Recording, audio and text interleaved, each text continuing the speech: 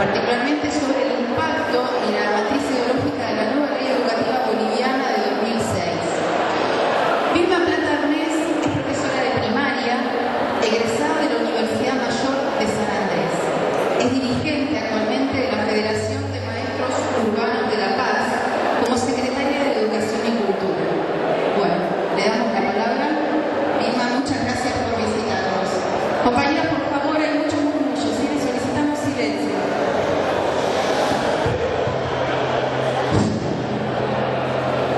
Estimados colegas docentes, no podría explicar la nueva ley educativa boliviana denominada Elizardo Adelino Signani y Elizardo Pérez, sin antes no contextualizamos qué tipo de gobierno se ha impuesto a partir del año 2005, qué tipo de sociedad pretende, hacia qué tipo de sociedad pretende orientarse y por lo tanto qué tipo de educación también nos está proponiendo. Compañeros y compañeras, el año 2005, finales del 2005,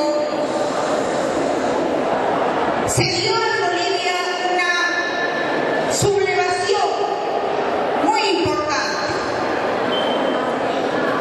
denominada precisamente el Octubre Negro de los bolivianos, que terminó en una masacre en la ciudad del Alto, donde todos los bolivianos gritábamos una sola consigna: el gas y los recursos naturales para los bolivianos y de los bolivianos. Que si uno analiza e interpreta políticamente qué significa ese pedido, llegamos a la conclusión de que el pueblo todo estaba pidiendo que nuestros recursos naturales sean nuestros bajo propiedad colectiva y podamos disponer de nuestros recursos naturales de acuerdo a nuestras necesidades y de acuerdo a la planificación económica en nuestro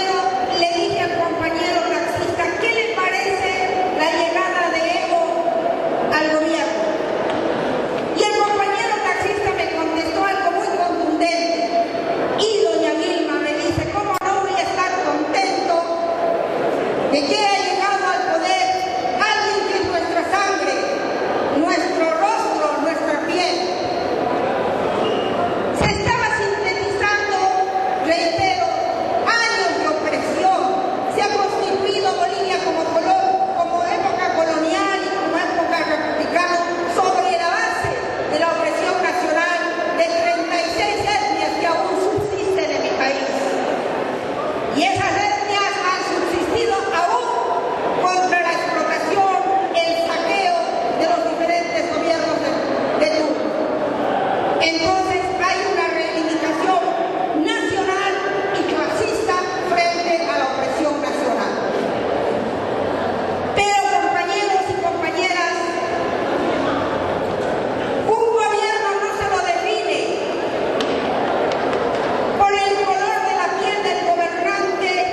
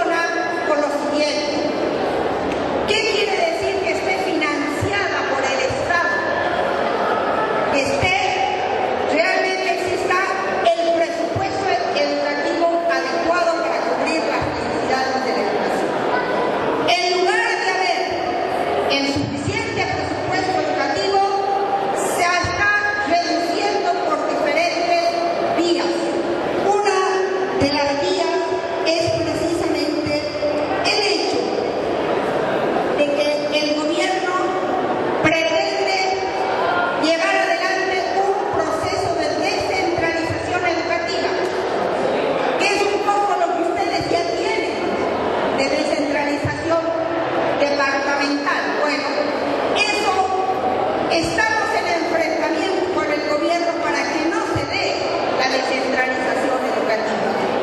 Porque luchamos por una educación única, nacional, no descentralizada. El camino de la descentralización es para nosotros el camino para la privatización, porque descentralizada la educación, cada uno de los departamentos se hará cargo de la educación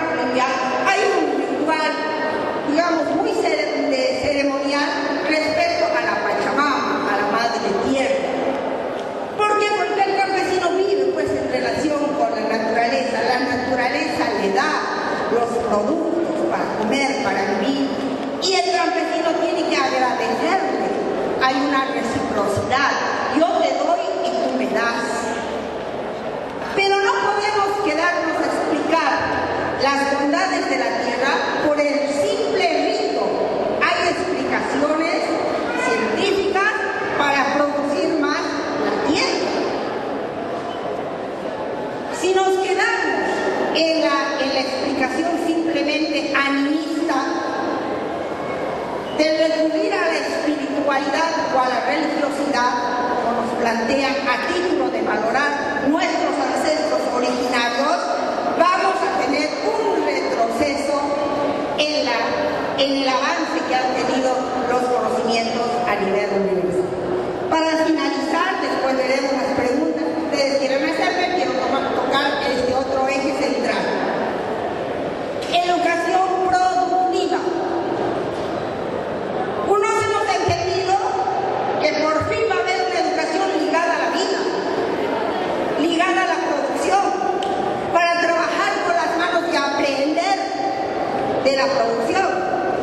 Pero no, aplicada el criterio o la concepción de educación para la educación productiva en un sistema capitalista donde no ha cambiado nada, es pues para aumentar la productividad. A eso se reduce. Y como nadie está aplicando el hermano Evo las 3 E. ¿Y cuáles son las 3 E? Eficiencia, eficacia, excelencia. Y eso quiere decir mayor rendimiento por parte de los maestros, por ejemplo, en su trabajo, con disminución inclusive de los salarios y mayor cantidad de funciones y de alumnos.